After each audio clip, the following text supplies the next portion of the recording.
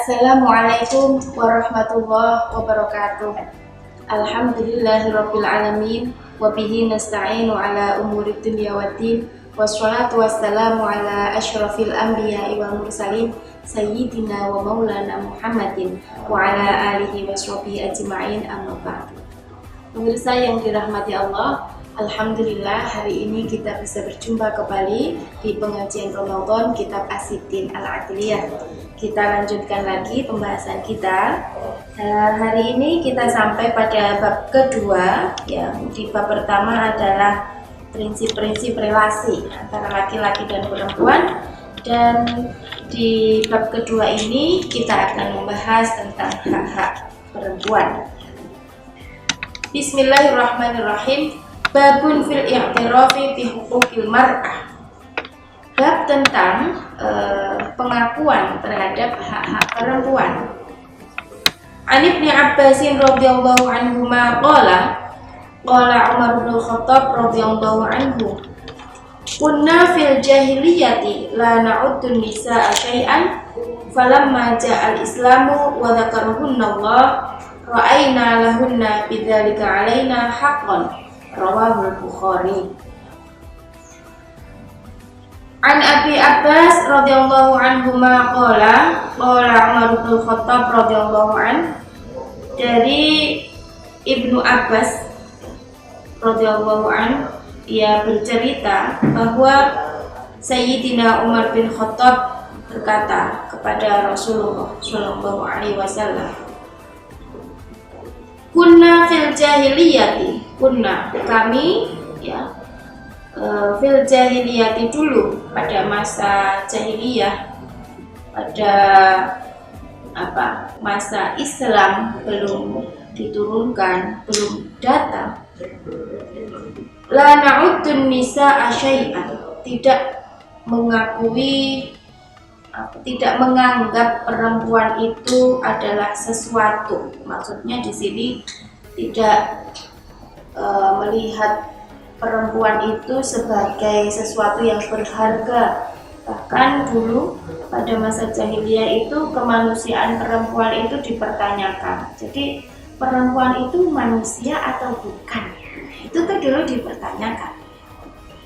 Falamma ja'al islamu wa dzakaruhunallah, maka ketika Islam datang dan kemudian disebutkan mereka para perempuan itu disebutkan hak-haknya dan perannya oleh Allah, ra'ayna lahunna, jadi maka kami itu berubah pandangan kami terhadap mereka, terhadap para perempuan itu, bidzalika alaina, dengan penyebutan itu, penyebutan yang disebutkan oleh Allah itu kepada kami, hakon, mereka juga memiliki hak. Rawahul Bukhari. Hadis ini diriwayatkan oleh Imam Bukhari. Jadi kehidupan Arab jahiliyah pra-Islam itu memang sangat membatasi, atau tidak hanya membatasi, sangat diskriminatif terhadap perempuan. Banyak sekali perlakuan-perlakuan yang tidak manusiawi yang dilakukan terhadap perempuan.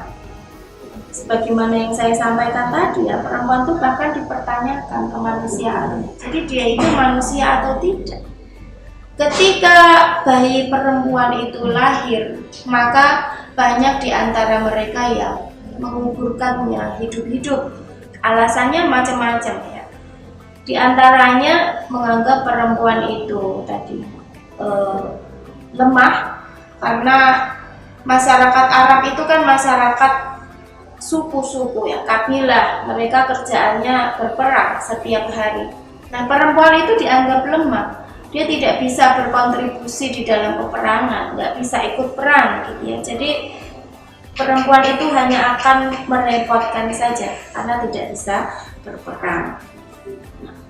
Maka banyak di antara mereka yang menguburkan bayi hidup-hidup. Dalam pendapat yang lain ada juga yang menganggap bahwa sebenarnya orang Arab jahiliyah itu tidak sekejam itu, ya. Alasan mereka mengubur bayi hidup-hidup itu karena mereka tahu bahwa beban hidup yang akan ditanggung oleh perempuan itu sangat berat. Ketika mereka diberi kesempatan untuk hidup dan tumbuh, ya, besar, berkembang, dewasa, ya, maka karena posisinya yang sangat tidak setara dengan laki-laki, ya, maka mereka akan mendapatkan banyak sekali perlakuan-perlakuan yang membuat mereka menderita.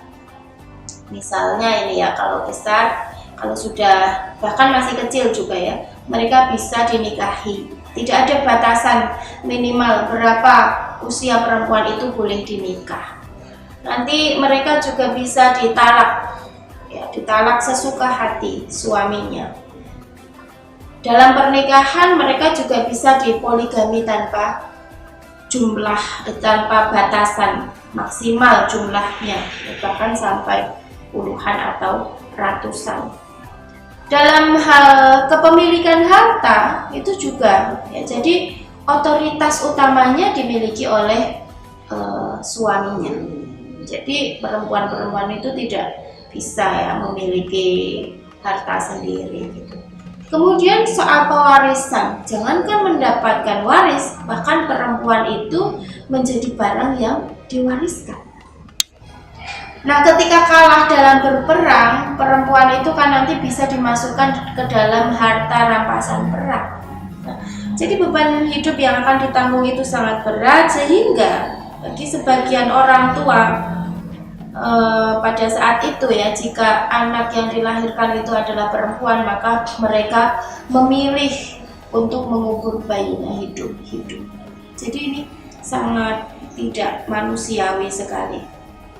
Nah, itu pandangan terdahulu, ya, bagaimana masyarakat Arab melihat perempuan yang sangat tidak memanusiakan manusia. Nah, maka menyaksikan ajaran-ajaran Islam datang membawa nilai-nilai baru tadi, maka Sayyidina Umar bin Khattab matur begitu kepada Rasulullah, ya, bahwa kami ini baru tahu sebenarnya perempuan itu juga memiliki hak, dan itu disebutkan oleh Allah di dalam Al-Quran, ya. Nah, jadi bagaimana perlakuan Islam terhadap perempuan itu menjadi sebuah langkah yang sangat revolusioner yang dulunya tidak ada sebelum Islam datang. Misalnya soal tadi penguburan bayi hidup-hidup itu langsung di stop, ya. Rasulullah dengan sangat tegas langsung melarang untuk kebiasaan mengubur bayi perempuan hidup-hidup. Kemudian ada beberapa tradisi yang kemudian itu dilakukan upaya-upaya perbaikan, ya. Misalnya dulu tradisi poligami tanpa batas. Nah, ini dengan sangat ketat, ya, Rasulullah ini membatasi, menjelaskan, ya, di dalam Al-Quran itu, di dalam surat An-Nisa, ya, yang biasanya ini disalahpahami. Oh, ini boleh, ya, sampai 4. Fankihu ma thaba lakum minan nisa'i masna wa sulasa wa ruba'. Nah, ini sesungguhnya sebuah kesalahpahaman, ya, karena semangat atau apa, ya, latar belakang di dalam pembatasan itu adalah mereduksi atau mengurangi jumlah perempuan yang bisa dipoligami yang dulunya tidak terbatas, yang itu sangat menimbulkan ketidakadilan bagi perempuan, ya, menjadi ini menuju pada keadilan. Pembatasan 4 itu sebenarnya adalah suatu tindakan revolusi yang sangat revolusioner, maksud saya. ya, perubahan yang sangat luar biasa. Nah, ini memang konteksnya pada saat itu, ya, pada saat sekarang, ya ini tentu sangat penting untuk ditelaah kembali apakah itu masih relevan, dan kita juga perlu untuk memeriksa kembali konteks di mana ayat itu diturunkan, ya, dan juga perlu memahami tidak hanya secara parsial atau sebagian ayat tersebut, karena ayat tersebut sebenarnya tidak sedang berbicara soal poligami, tetapi justru anjuran tentang monogami. Fa in khiftum alla ta'dilu fawahidah. Kalau khawatir tidak bisa berbuat adil, satu saja. Itu khawatir saja, itu tidak boleh. Kalau ada kekhawatiran saja, ya kekhawatiran itu satu saja. Ya. Jadi kalau ada orang yang yakin bisa adil, itu saya kira sangat potensial itu bisa menjadi sombong, karena yang namanya keadilan itu memang sangat sulit diwujudkan. Nah, kemudian di sisi yang lain, kalau kita melihat konteks ayat ini, sebenarnya ini sedang berbicara tentang hak-hak anak yatim. Jadi Rasulullah ini sedang menjelaskan kepada para sahabat dan para umat Islam yang lain, ya, bahwa dilarang untuk memakan harta anak yatim secara tidak sah. Karena waktu itu kan banyak anak-anak yatim karena ditinggal syahid oleh orang tuanya di medan perang. Nah, maka jangan sampai kita memakan harta anak-anak yatim itu dengan cara yang zalim, ya, menikahi ibu mereka hanya dengan tujuan untuk mendapatkan harta. Nah, ini yang dilarang. Jadi hadis ini menjelaskan kepada kita bahwa kedatangan Islam, ya, ini memiliki spirit pembebasan untuk membebaskan siapapun yang dulu tertindas, ya.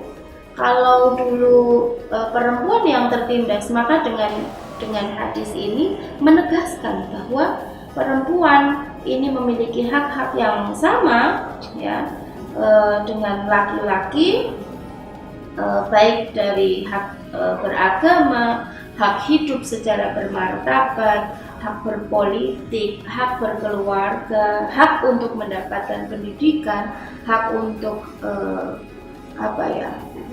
mengakses ekonomi dan lain sebagainya. Ya, jadi ternyata Islam sungguh luar biasa, ya, prinsip-prinsip yang ditekankan di dalam relasi hubungan antara sesama manusia, antara laki-laki perempuan ini sudah sangat jelas sekali, yaitu prinsip anti diskriminasi, ya, setiap orang memiliki hak yang sama di hadapan Allah. Demikian pembahasan kita hari ini. Semoga ada manfaatnya, semoga kita bisa mengambil makna dan hikmahnya, dan kita senantiasa memohon berdoa kepada Allah. Semoga kita selalu dimampukan dan dituntun untuk menjadi muslim yang tidak hanya sholih dan sholihah, tetapi juga muslih dan muslihah. Kurang lebihnya kami mohon maaf. Wallahu muwaffiq ila aqwamit thoriq. Wassalamualaikum warahmatullahi wabarakatuh.